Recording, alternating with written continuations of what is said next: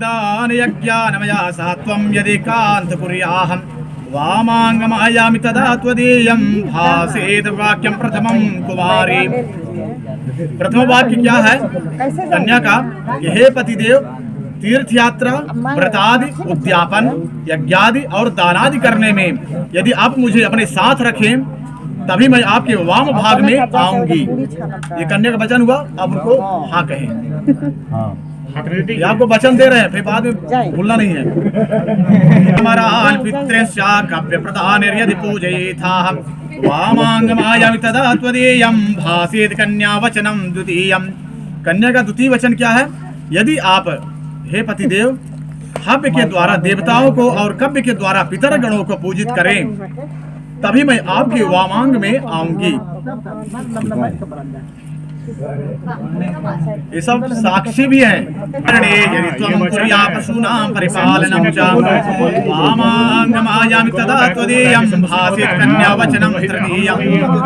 कन्या का तृतीय वचन क्या है?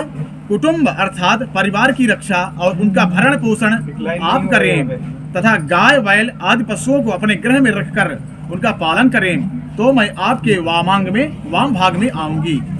ऐसा चेदुत्तम विदध्याः वामांगमायामि तदा त्वदीयं भासेत कन्या वचनम चतुर्थकम्।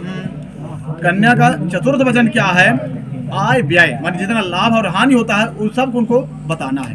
धन धान्य आदि आप जो कुछ भी करें मुझसे सदैव पूछ कर ही करें तो मैं आपके वाम भाग में आऊंगी। हाँ उन्हें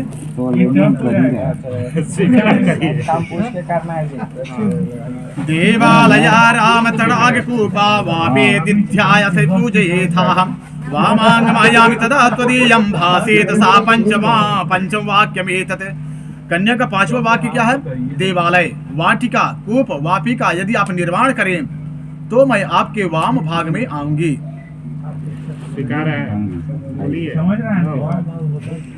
कोई भी भवन निर्माण कर रहे हैं, वाटिका निर्माण कर रहे हैं, देशांतरे वा सपुरांतरे वा यदि प्रकुर्यात् विक्रयौ त्वं वामांगमायामि तदा त्वदीयं भासेत कन्या वचनम च षष्ठम्। हे पतिदेव, यदि इस देश अथवा दूसरे देश में आप क्रय विक्रय मतलब बेचना खरीदना तथा धनोपार्जन करते रहें तो मैं आपके वाम भाग में आऊंगी। वामांगमायामि तदा त्वदीयं भासेत सा सप्तम वाक्यमेतत्। सातवां वाक्य जो है थोड़ा अत्यंत गूढ़ है। गूढ़ मतलब थोड़ा श्रेष्ठ है। जैसे क्रय विक्रय करने के लिए देश विदेश भी जाना पड़ सकता है क्योंकि व्यापार का सब क्षेत्र होता है। तो उसमें क्या बोल रहे हैं कि अत्यंत प्रबल कामना होने पर भी आप मेरे अतिरिक्त अन्य किसी का स्त्री का सेवन ना करें तो मैं आपके वाम भाग में आऊंगी। ऐसा हमारे पर स्त्री को स्वप्न में भी नहीं देखना है।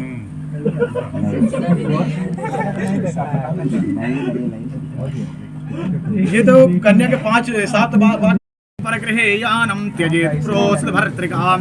हे प्रिय, मेरे घर न रहने के समय क्रीड़ा, श्रृंगार, सामाजिक कार्य, देव दर्शन, हंसी मजाक, दूसरे के घर जाना आदि पति के दूसरे देश चले जाने पर उसके ना आने तक पतिव्रता स्त्री को कदापि उपरोक्त कार्य नहीं करना चाहिए। अतः मैं भी तुमको उपरोक्त नियमों का पालन करने हेतु सदैव सचेष्ट रहने की आज्ञा देता हूँ। पति के अनुपस्थिति में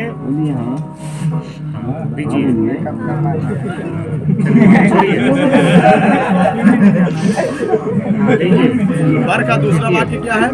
विष्णुर्वैश्वानरः साक्षी ब्रह्मणा ज्ञाति बांधवाः पंचमं ध्रुवमालोक्य साक्षी तुम आगता। हे देवी, तुम्हारे साथ मेरे इस विवाह में भगवान विष्णु, अग्नि, ब्राह्मण गण, बंधु बांधव गण और 5वें ध्रुव नक्षत्र साक्षी अर्थात प्रमाण के रूप में है।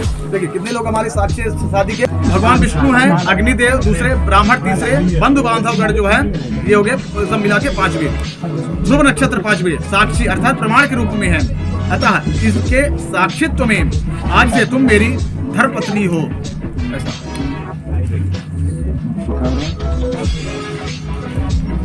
तव चित्तम चित्तम वाचा वाचनलोपयेत व्रते में सर्वदा देयं हृदयं स्वं वरानने। हे वरानने, तुम इसी समय से अपना चित्त मेरे चित्त के अनुरूप, चित्त मतलब मन, अनुरूप रखना और मेरी उचित आज्ञा का कदापि उल्लंघन ना करना। मैं जो कुछ भी तुमसे कहूँ उसे अपने मन में ही रखना तथा मेरे नियम के अनुकूल ही अपने हृदय को सदैव रखना। स्वीकार है। मम तुष्टिश्च कर्तव्या बंधूनां भक्तिरादरात् ममाज्ञा परिपाल्य सा पतिव्रत परायणे।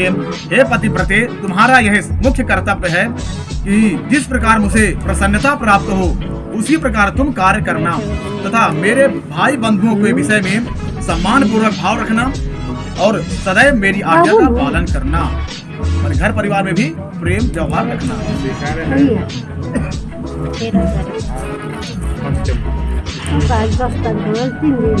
पंचम वाक्य क्या है? बिना पत्नी कथम धर्म आश्रमाणां प्रवर्तते तस्मात् त्वं न विश्वस्ता भव वामांगगामिनी। हे सुमुखी, इस गृहस्थ आश्रम धर्म का पालन पत्नी के बिना कदापि संभव नहीं हो सकता, इसलिए तुम मेरी विश्वास पात्री वामांग और धर्मणी बनो। इस तरह वर का 5 भाग संपन्न होता है। तिलक